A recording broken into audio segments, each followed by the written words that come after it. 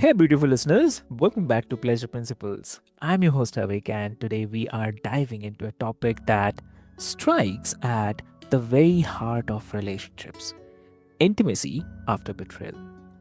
So, whether you have experienced it yourself or have been the soldier for a friend in pain, or maybe navigating the aftermath of betrayal is no easy feat.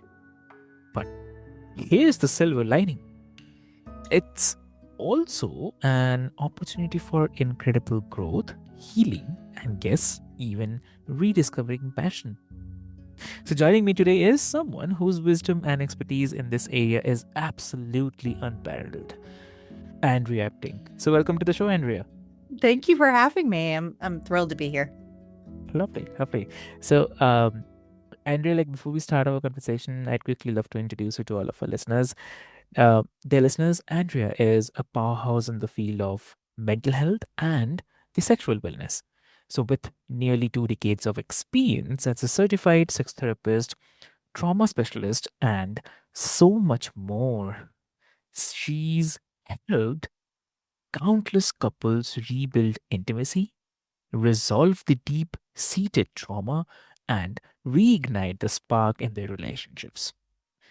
So, Andrea is also the founder of Wise Mind Enterprises and the host of the Direct Impact podcast, which I highly recommend to you check out.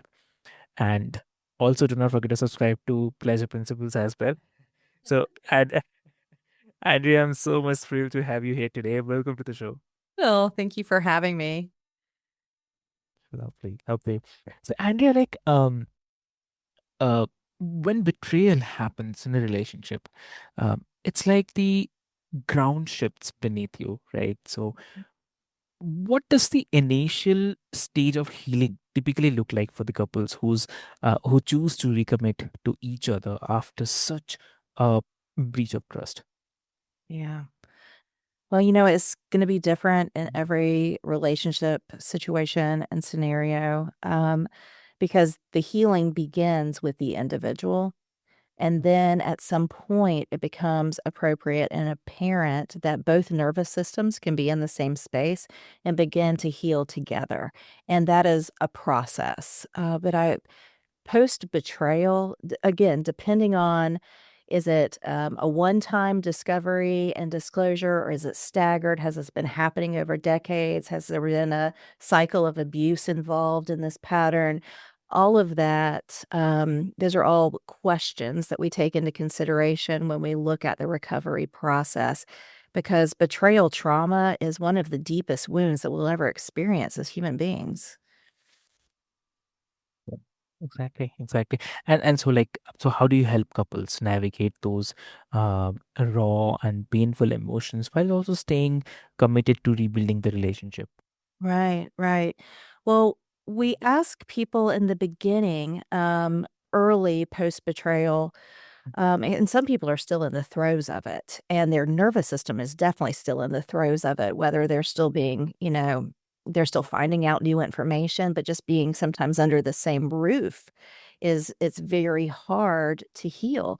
So one of the first things that we do is we ask people not to make decisions right away, but take time to pause and heal if they are in a physically safe environment, and do the trauma recovery work that is required for them to make wise minded and grounded decisions about the future of a relationship. We first have to come to terms with what has happened to us, go into experiencing the grief and the loss, and then you can start to look at issues of compatibility in the future of the relationship. And it depends on the betrayed partner's recovery process, but also on, whether they were in an addicted relationship. So maybe, their partner has been in the throes of sexual compulsivity or something like that, gambling, drinking, drugging, whatever it is, we want to make sure that they are safe and their partners are also on a road to recovery, because it looks different if you've got two parties healing versus one. Mhm. Mhm. Oh, okay, okay. And So on this, definitely, I love to mention. I mean, this is really powerful. I think it's important for people to hear that healing isn't just linear. It's definitely messy, but the growth on the other hand, other side can be transformative. So yeah, Huge. Huge. But timing is everything. And a lot of partners want to do couples work before it is healthy or safe to do that, before it's even therapeutically indicated or beneficial. And so we really do try to help people effectively navigate the waters post betrayal and early recovery. So that is part of the process. What we do here at my private practice, which is called Resolve Strategies Inc. We really work with both parties to ensure that they are navigating things effectively and initiating things at the right time so that there can be effective healing and growth and hopefully, you know, reconciliation. And you're right. At the other end of that, there is so much excitement and beauty and adventure and newness. So that's obviously the goal. yeah, exactly. And also, like, I mean, it's definitely often damages not just trust, but also about the sense of self worth as well. So, uh, how does I mean, how does the individual healing play into the process of rebuilding intimacy as a couple? Yeah. And so I started with, first you were in shock, Mhm. oftentimes. But we really need to like go into addressing like that early stage of denial and shock and making sure that they're able to exit the cycle and exit the pattern long enough to initiate change. So a lot of people, they stay in this toxic cycle and this toxic pattern. So whether it's a therapeutic separation, which has nothing, by the way, to do with Mm. illegal separation or a divorce or anything like that, but a therapeutic separation to give hopefully way to healing, right? So that could be part of the early stages, which is boundaries and sometimes space to heal. And then allowing for the emotion to emerge, the anger, the Mm. grief, the loss, the loss of investment comes up a lot. I've invested so much time and so much Mm. energy and so many resources, and I've given and I've given, and it's quite important for people to feel all of those big emotions because they provide intelligence and they provide information on next steps forward for their own healing as they come to a space where they can start to really work with their partner, right? And of course, as I mentioned before, it depends on their partner's path as well. Yeah. But I think that grief and that loss is something people really want to avoid and skip Mm. over. And unfortunately, it breeds bitterness and resentment, and it does not lend itself to healing from post-traumatic stress that comes from complex trauma if you do not grieve the losses. So I think that's where we like to start is safety, boundaries, grief, loss, emotion, and understanding attachment wounds and things of that nature. Exactly, Mhm. exactly. That really hits home. Like, it's almost like you can't fully show up for someone, I mean, until you have begun to reclaim yourself. That's right. Because, like you said, you lose yourself as part of the Yes. process of betrayal. You lose touch with you lose trust with your gut Mm. instincts, your real big emotions that give you that information. You lose self-worth and dignity. I mean, that comes up in my betrayed partners groups all the time as I have lost dignity and self-respect and connection with my body, connection with my sexuality. All of these things are so important to address and try to re-engage. Exactly, exactly true. Yeah. And also, about vulnerability, we often hear this word very often. So, what's the key to intimacy, but but can feel so terrifying after the trust has broken? So, uh, what do you say? Like, how can couples begin to rebuild that vulnerability without feeling like they are putting themselves at risk again and all? Yeah, yeah, well, I always say or I like to say, I'm cautious when I say it, but trust is a choice. It is a Mhm. choice that we make every single day, and it is very challenging. Some it's harder for some than others, especially if you have attachment wounds and unhealthy attachment from major caregivers that came into this relationship. Maybe trust was never easy. So, just we take into consideration, again, the origin story of someone's resistance to intimacy, right? Mm, And their previous betrayals, because oftentimes there's a bunch of betrayals that preceded an intimacy betrayal or a romantic betrayal. So we mm. definitely want to take inventory of everything that went into that went into that. So, yeah. Okay. Okay. Okay. So, and any practical techniques or maybe the exercises you recommend for couples to um, safely explore vulnerability together? Yeah. Oh my gosh, yes. So, I want to first say that, again, I go back to, like, timing being very important. So, it's important that the betrayed partner is kind of driving the train here, and sometimes they have to do the uncomfortable thing of initiation. And so, oftentimes, it is the responsibility early on, post-betrayal, for the Mm, betrayed partner to start initiating both intimacy and sex. And they are two separate things. And it mm, starts with intimacy. Can y'all hold space for each other's big emotions? Can y'all hold space without getting defensive and angry? Right? Can you, um, you know, really be there for each other, express needs, communicate well? Can you give and receive? Outside of the bedroom before you start both giving and receiving inside the bedroom? mm, Are y'all communicating well, which has to come into the bedroom? So, for the partner who's maybe a recovering addict or someone who has, committed some type of infidelity, it's important that they're asking, "Is this okay? Is this okay? Is this comfortable?" And giving both parties permission to say, my desire was to initiate tonight. My desire was X, Y, and Z, and we just weren't able to tonight. So it's like giving a lot of grace and a lot of love and knowing that this is quite the process. But when you've got both partners that are working towards a real recovery process, it is beautiful the way this beautiful new dance that they create mm, around sexuality, around communication, around intimacy.